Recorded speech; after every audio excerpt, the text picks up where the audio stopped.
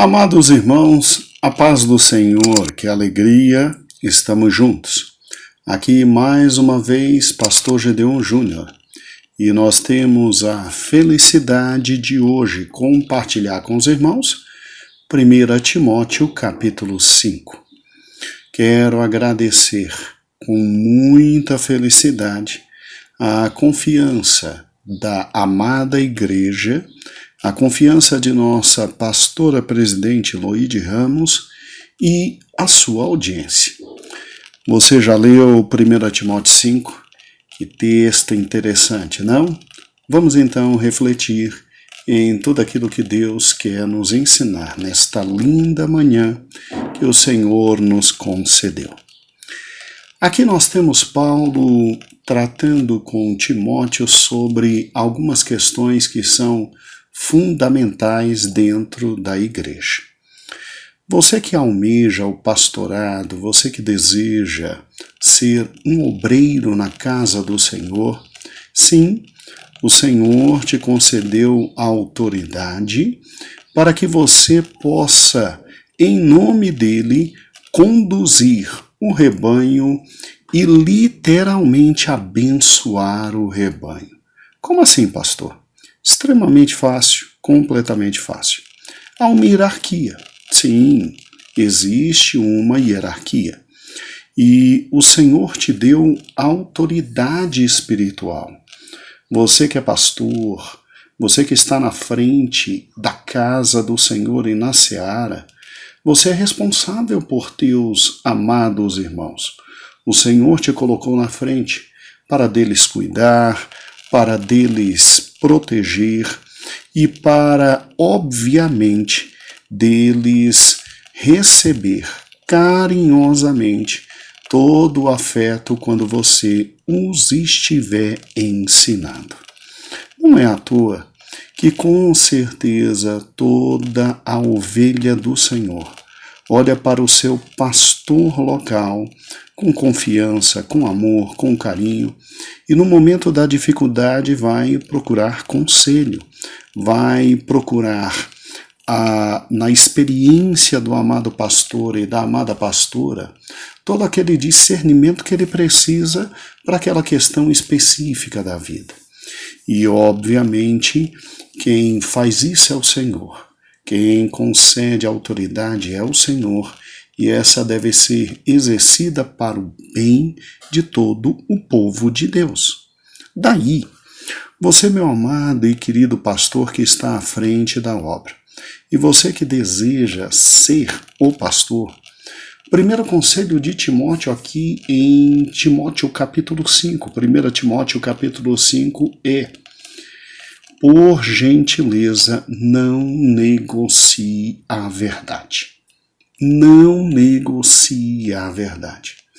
Se houver a necessidade de conversar com todos, absolutamente todos, em razão de comportamentos errados, em razão de pensamentos errados, em razão de posicionamento errado, em razão de uma vida incorreta de uma das ovelhas que o Senhor te entregou, o Senhor diz para você, não é para negociar a verdade, é para falar a verdade, exortando aquela amada ovelha, porque pregando a verdade, você poderá conduzi-lo de novo do caminho errado ao caminho correto na presença do Senhor. Mas há duas formas de fazer isso, meu querido e amado pastor. Existe aquela forma absolutamente ríspida, voraz e terrivelmente maligna. E existe a forma amorosa. E Paulo diz, olha, coloca uma coisa no coração. Parta para a forma amorosa sem abrir mão da verdade. Parta para a forma amorosa. Assim nos diz 1 Timóteo capítulo 5. Se você tiver que repreender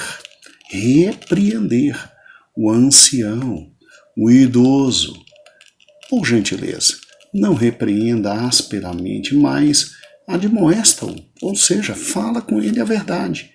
Mas fale como se ele fosse seu pai, com amor, com carinho, com devoção. Se é uma mulher idosa, imagine, meu amado pastor, que aquela idosa é sua mãe. Não negocie a verdade, não esconda a verdade e não vai se abraçar simplesmente com quem está fazendo o erro, mas não negociando a verdade, diga a verdade. Ou seja, simplesmente admoeste-a como se ela fosse a sua própria mãe.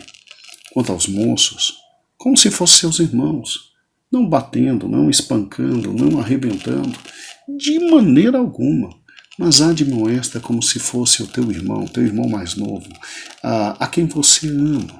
E no tocante às moças, como irmãs, com toda a pureza, com todo o carinho. Olhe como é difícil a posição de um pastor. Um pastor não pode simplesmente negligenciar as verdades contidas na palavra de Deus. Ele tem que, doendo a quem doa, ensinar as verdades, instruir na verdade. Mas lembre-se, há duas formas de fazer isso, que possamos aprender a fazer com amor, com carinho, com firmeza, para que não percamos aquela alma.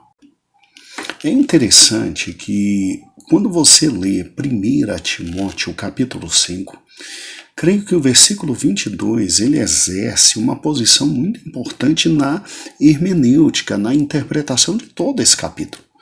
E no versículo 22, Paulo dá 3 grandes conselhos a Timóteo. Primeiro, não imponhas precipitadamente a mão em ninguém.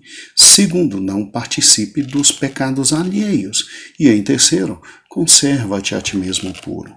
Veja que, de forma muito prática, Paulo, no início do capítulo, está ensinando a parte B desse versículo. Ele está ensinando simplesmente ao querido irmão Timóteo: não participes dos pecados alheios, ou seja, não seja conivente com o pecado de ninguém. Soube do erro, vai e, por gentileza, repreenda. Um pastor não pode ter o medo de repreender, de corrigir, de exortar, mas não repreenda asperamente. Ou seja, repreenda com amor, com carinho, com devoção. Não é porque é mais velho, não é porque é ancião, que simplesmente você vai passar a mão na cabeça e vai ser conivente com os pecados desta ovelha que está ali na igreja. Não é porque ele tem o maior dízimo da igreja que você simplesmente vai ser conivente com os pecados desse indivíduo que está dentro da igreja. Não é porque é uma mulher amorosa, ou então uma menina que você viu crescer, nascer, e que você tem um carinho muito grande, que você, por amor, vai ser conivente com um erro. Não, de maneira alguma. Um amado pastor tem que estar pronto para repreender, mas existe como fazer isso com muito amor, muito carinho, de forma séria, mas com muito carinho. Então, quem quer estar na frente da igreja? Primeiro, não deve ser conivente com o pecado de absolutamente ninguém, mas deve confrontá-lo, deve trabalhar, deve lutar para que aquele pecado seja simplesmente expurgado, mas com muito amor tratar o amado irmão que está envolvido naquele pecado, para que não perca o coração e a alma deste irmão. É exatamente isso que o apóstolo Paulo, este pastor experiente, está ensinando a seu filho na fé, um pastor iniciante. A segunda questão tratada nesse capítulo não é menos delicada, né? Se você ter que corrigir os outros já não é fácil, não menos delicada é a segunda questão, que é exatamente a seguinte: a questão das viúvas dentro da igreja. Ou seja, Paulo simplesmente trabalha com mais de 7 versículos para tocar neste assunto. Em primeiro lugar, olha que interessante o conselho de Paulo. Meu filho Timóteo, versículo 3, honra as viúvas que verdadeiramente são viúvas. Ué, que papo é esse? Como assim que verdadeiramente são viúvas? A palavra honra aqui não está no sentido de somente tratar com carinho, dignidade e dignificação a uma pessoa. Não é somente honrar a pessoa no sentido normal que nós temos. Aqui a palavra no original grego significa honrar cuidar financeiramente para que não falte nada. Só que a questão das viúvas necessitadas dentro da igreja deve ser colocada de forma correta. Você vai cuidar financeiramente das viúvas, mas as que são verdadeiramente viúvas, ou seja, aquelas que necessariamente precisam daquele dinheiro. Fazendo assim, é lógico que Paulo está nos ensinando, não é pelo fato de simplesmente uma mulher, e eu falo simplesmente com todo carinho e respeito, de uma mulher perder seu marido, que ela simplesmente já vá direto necessitar de todo o auxílio da igreja. Não, peraí. Paulo ensina o seguinte: em primeiro lugar, é viúva, mas ela já tem filhos? Sim. Ela já tem netos? Sim. Esses filhos têm condições de sustentá-la? Sim. E então a igreja não deve ser simplesmente chamada ao sustento desta família, porque se tem filhos e se tem netos, se esses filhos já trabalham, que esses filhos sustentem esta querida mãe que perdeu o pai. Isso é óbvio. Olha o que diz o versículo 4. Mas se alguma viúva tiver filhos ou netos, aprendam primeiro a exercer a piedade com a sua própria família e a recompensar seus pais, porque isso é agradável diante de Deus. Ora, a que é verdadeiramente viúva e desamparada espera em Deus e persevera de noite em dia em rogos e orações. Mas, meu amigo, aquela que tem filhos, que a família a sustente. Olha o que o apóstolo está ensinando. Meu amado pastor, é lógico que se uma irmã na sua igreja perdeu o marido, é lógico que o primeiro aparato de proteção será você, será a igreja e será você. É um gasto a mais? Sim, é um gasto a mais, mas nós estamos aqui exatamente para isso, socorrer. Agora, preste atenção, esta mulher não pode ter de maneira alguma nenhuma outra fonte de renda. A verdadeira viúva, segundo Paulo, é aquela que simplesmente está desamparada. O marido morreu, ela não tem de onde tirar o pão de cada dia. Ela não tem casa, ela não tem de onde tirar o pão. Por isso que Paulo diz no versículo 5, que ela persevera noite e dia dentro da igreja, em rogos e com oração, e ela não tem de onde tirar absolutamente nada. Um grande exemplo disso seria Ana no templo. Ela perde o marido, ela não tem ninguém, ela vive dentro do templo, servindo a Deus dentro do templo e é amparada pelo próprio templo. E é uma mulher tão honesta, que ficou simplesmente ali servindo a Deus e na velhice viu Cristo chegar e se alegrou e glorificou a Deus pela vida de Cristo. Agora, se essa pessoa tem família, se essa pessoa tem filhos, o que Paulo está dizendo? Que você sim ajude no início, veja o que ela está precisando e verifique se ela tem filhos. Chame os filhos, é isso que Paulo está dizendo. Chama os filhos, se já tem netos que trabalham, diz, vocês têm que agora sustentar a mãe e a avó de vocês. Tem que sustentar. E se essa cambada de malandros e vagabundos não quiserem sustentar, você tem todo o direito de ir ao Estado com esta irmã, encaminhá-la ao Poder Judiciário e entrar com a devida ação de alimentos. As irmãs estão me ouvindo? Os irmãos estão me ouvindo? As viúvas e os viúvos? Você que não tem de onde tirar o seu sustento e seu filho está ali passando a perna, seu filho está simplesmente agora se esquecendo de toda a noite que você deixou de dormir, de todo o esforço que você fez, dos dias que você deixou de comer para ele comer.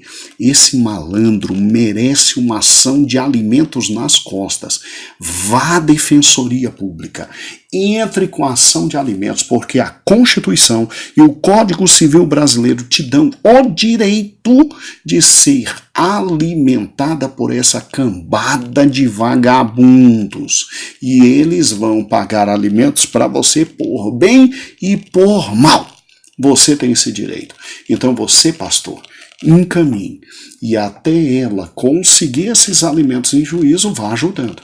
Depois que ela conseguir, acompanhe a vida dela para que ela tenha uma vida boa e tranquila, porque infelizmente ela não tem filhos, ela tem corvos. Ela tem corvos, mas não tem problema, até corvos alimentam. Então é óbvio que esses corvos vão, após a ação de alimentos, pagar os alimentos, para que não seja pesada para ninguém. Se tem família, tem que ajudar. Agora olha que interessante. Mas e se a viúva é nova? O conselho de Paulo é exatamente o seguinte, olha, se a viúva é nova, dá para trabalhar, dá para entrar no mercado de trabalho. A gente sabe que é difícil o mercado de trabalho, e a gente sabe que é difícil o trabalho para a mulher. Então, num primeiro momento, é óbvio que todas as igrejas vão ajudar. Mas é óbvio que você, como pastor, você vai encaminhar essa irmã para o trabalho, para o serviço, para que ela trabalhe, para que ela viva com o fruto do seu trabalho. Deus vai abençoá-la. Deus vai abençoá-la. E até chegar esse momento, a igreja auxilia. Agora, olhe que interessante. Paulo chega e diz simplesmente o seguinte, olha, as novas que também procurem um casamento, que se casem de novo. Estão novas, são mulheres honestas, foram honestas com o marido e, meu Deus do céu, o que a gente mais precisa hoje é de mulher crente no mundo, porque o que está faltando, irmãos, de mulheres tementes a Deus, e se esta pobre irmã está simplesmente viúva e é nova, tem condições de casar, e tem um irmão na igreja que quer casar, então que se case com ela e que ela seja amada e cuidada e protegida por este novo marido. Inclusive, Paulo chega ao ponto de dizer no versículo 9, nunca inscreva como viúva para cuidar mulher com menos de 60 anos. Mulher de 60 anos para baixo. Então, cuidado com isso. Meu amado irmão, não estou dizendo que a gente tem que seguir os mesmos conselhos, mas nós temos que entender que a mulher, a partir de uma idade, ela não tem mais a viabilidade da atração física de outros homens. Ela simplesmente também não gera nos outros homens o desejo do casamento. Então, esta senhora, que sempre foi honesta, nunca trabalhou, o marido é que sempre trabalhou, e o marido não teve o cuidado de deixar para ela uma aposentadoria, um salário, alguma coisa, não tem filhos, porque a peça rara do filho, que não cuida da mãe, não cuida do pai, na velhice, Paulo chega e diz no versículo 8, é pior do que o infiel, negou a fé. Se é pior do que o infiel e negou a fé, está indo para o inferno. O filho que não cuida da sua mãe e do seu pai na velhice, está indo para o inferno. Porque é infiel e negou a fé. E no céu não se entra ninguém que é infiel e negou a fé. Agora, a pobre da irmã que chegou e ficou viúva e não trabalha, só trabalhava em casa, o marido nunca permitiu, né? Aquele ser que dominava tudo, nunca permitiu a pobre trabalhar, nunca permitiu a pobre ter renda. E agora ela está sem nada, e o marido não deixou nada, e não deixou casa, não deixou bens, ainda deixou, foi dívida. Então esta igreja tem que cuidar, sim, tem que cuidar, até os últimos dias da vida. Agora, ela que se dedique, esta viúva especial cuidada da igreja, que se dedique a estar dentro da igreja, que se dedique a simplesmente a trabalhar para o Senhor, viver para o Senhor, honrar a igreja e, obviamente, viver para a obra do Senhor. Então, por mais estranha que pareça, aqui Paulo está falando simplesmente e nos trazendo uma teologia da assistência social da igreja. Da assistência social da igreja. todos os membros da igreja que precisarem. Obviamente terão da igreja, e por parte da igreja, o auxílio. Mas, meu amigo, se você tem condições de trabalhar, que vá trabalhar. A igreja te auxilia, mas vai trabalhar. Mas o que eu ganho não dá certo. Talvez o teu problema seja a administração financeira. Vá trabalhar. Se tem parentes, pode entrar com ação de alimentos e pode pedir alimentos, porque tem direito sim e tem que cuidar. Porque esse infiel, já que é infiel e já está indo para o inferno mesmo, entra com ação de alimentos, bota o indivíduo perante o poder judiciário e ele vai pagar por bem e por mal. E agora, uma mulher nova, que se case de novo, que viva com alegria, E o que é interessante é que a igreja cuida destas viúvas, que além de 60 anos, segundo o versículo 10, deu bom testemunho, criou os filhos, foi hospitaleira, lavou os pés dos santos, socorreu aflitos, e agora no final da vida não vai ser abençoada pela igreja? É lógico que vai. Agora, é o que Paulo disse, não admite nesse rol as viúvas mais novas, porque senão você vai estar levando essa mulherada nova à preguiça. Além de estar levando essa mulherada nova à preguiça, à ociosidade, e simplesmente a fofocaiada. Fofocaiada, acabei de criar essa palavra, entendeu? Porque, segundo o versículo 11, as mais novas que se casem. As mais novas que se casem. Já simplesmente acabou o primeiro casamento, tem condições de ter o segundo casamento. Não quero casar, então trabalhe. E o mais importante, para evitar de andar ociosa de casa em casa, e simplesmente não só ociosa, mas paroleiras. O que é paroleiras? É gente da língua grande. Curiosas, ou seja, gente do olhão, que vê a coisa dos outros, fica falando da vida dos outros. Então, manda essa mulherada casar, viver, ter filhos, segundo o versículo 14, e fechar essa boca para não ficar falando da vida dos outros. Porque muitas que já entraram nesse caminho já foram simplesmente guiadas por Satanás e se desviaram e se levaram pelo diabo. Veja, o assunto não é tão simples, mas que Deus possa nos abençoar. Amanhã terminaremos, irmãos, 1 Timóteo capítulo 5. Deus abençoe a todos, a paz do Senhor.